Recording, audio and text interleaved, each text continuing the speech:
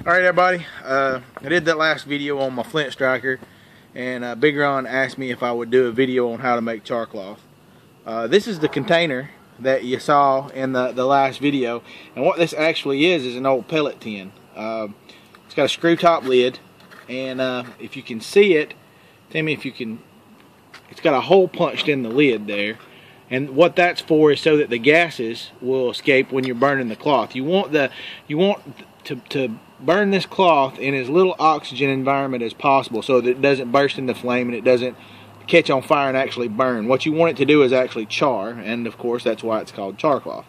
What I've got in here is, this is basically just some old pieces of t-shirt that is 100% cotton, and you cut it into whatever lengths you like. The strips work, or squares, or circles, or however you like it. It'll all do the same, and it doesn't have to be packed really tight in there, but you put that in your container, whatever container you have. It's got to be metal, of course, because you're going to burn it. Screw the lid on just like that, nice and tight. And then if you look over here, Tammy, I've got a fire going. Me and Tammy had a nice meal out here on the patio this afternoon, and built a fire and roasted some marshmallows. But now then, it's burnt down a little bit, and it's just about perfect for making char cloth.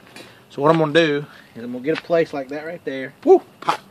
I'm going to put the tin in there, and Tammy, keep filming that just a minute, and you'll see smoke start coming out of that hole, and that's how you know it's making, is when it gets up so hot. And I believe you can see smoke just now starting to come out of it. Tammy, if you want to zoom in.